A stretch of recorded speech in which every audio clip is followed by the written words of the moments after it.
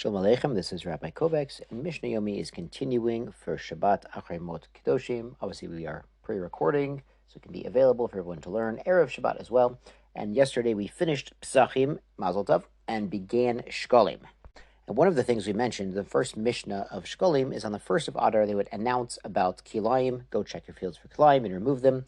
And on the 15th of Adar, the court would send agents to go take care of business if the owners of the fields had not done so. Now, Mishnah Bet, we qualify that. Amar Rabbi Yehuda. Rabbi Yehuda says, Barishona, originally, Hayu Okrin Umashlichin Lifnehem. The agents of the court would go into the fields with kilayim, they'd rip them out, and they would throw them in piles in the fields. So the idea was to shame the people who had allowed kilayim to grow in their fields and had not taken care of it, so everyone passing by would see that they had, heaps of kilayim on their fields. But Misharabu Ovri Avera, when the people who would continue to keep kilayim despite this shaming process increased, and this penalty wasn't working, so then the agents of the court would rip out the kilayim instead of leaving them in piles on the fields, which is kind of a favor to the owners of the field. They can now feed it to their animals. They would throw them on the roads where it's not so easy to use those ripped up vegetables and plants, and they'll likely get trampled on and become unusable for the people who have been growing them. Now recall kilayim, we had a whole Masechta of kilayim, we had a whole book of Mishnayos about that in Seder Zerayim, about plants that cannot be planted in close proximity to one another. And the Mishnah mentions the final stage, Hitkinu, finally, when that didn't work to dissuade people from growing kilayim, Hitkinu, they made a takana, a fix, Shiu mafkirin kolosadekula. Their entire field would become hefker, would become ownerless in the sense that other people would be allowed to go down into their field and take whatever they wanted as a punishment for those people of the owners of this field maintaining and growing kilayim there. Now, Mishnah Gimel, we are back to Shekalim. B'chamisha Asar Bo, on the 15th day of Adar, Shulchanot, the tablers. Now, these are the money changers who would sit at a table and make change, change foreign currency into shekels, change full shekels into half shekels and the like, so people could, donate their half shekel at the temple and also change money to local currency so they could bring korbanot and, buy a falafel in Yerushalayim, things like this.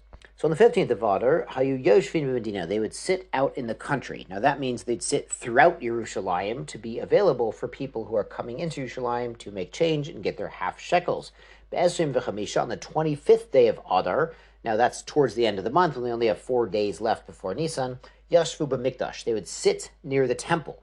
Now they weren't actually inside the temple or the Azara, but they were on the Temple Mount. You can understand they're probably outside all of the gates, so people coming into the temple could make change and get their half shekel and get their local currency. This is quite similar to when we go to Eretz Yisrael and we need to change some dollars to get some shekels. It's nice to have a convenient location, and all the Jewish people are going up to the temple when they came to Jerusalem, so that was a convenient location to have the money changers, the shulchanos there. And also, on the 25th, it's just about time to donate that shekel, so it's a good reminder for the people coming in to do so, to make their change at the money changing table and donate their half a shekel. The Mishnah continues, Misha Yoshvu b'mikdash, once the money changers were up there on Har Habayit, on the Temple Mount, Hitchilu l'mashken. The court would also take collateral from the people who had not yet donated their half shekel. The Mishnah explains that mi mimoshkenin, who do we take collateral from? Levim v'Yisraelim, a Levite and a regular Jew. Kohanim, we'll get to at the end of the Mishnah. Geirim avodim mishacharim, converts to Judaism, and servants who had been freed, now they're full Jews. V'lo nashim v'avodim ketanim, not women or servants or minors. Now, minors in this sense is under age 20. At age 20, someone is required to donate to the temple service. That's like the age of joining, the tzava, like the forces of Klal Yisrael is age 20.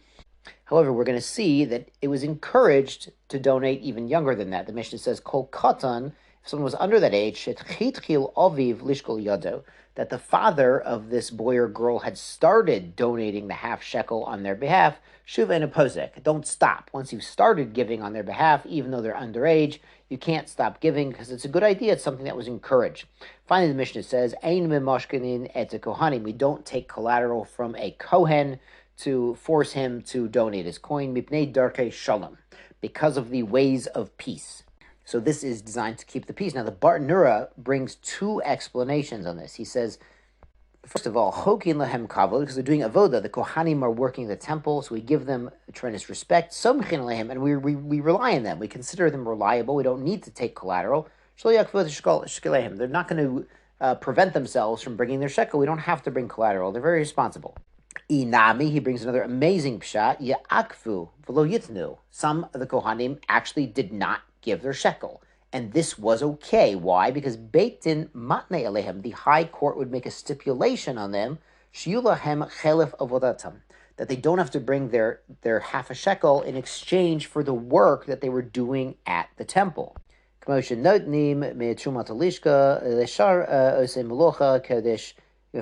going to see later, that they would use the temple treasury to pay workers, even non-Kohanim workers, who are making repairs or upgrades to the temple. So too, it's as if they're paying the Kohanim out of these half shekel funds, but we're just saying the Kohanim don't have to give to that fund in exchange for the work they're doing. So you see from this Bartanura, this explanation of the Mishnah, that there is a makor in Shas. If someone's working for an organization or a school and they get a reduction in tuition for their children, there's definitely a makor, a source for that. Shabbat Shalom, and be well.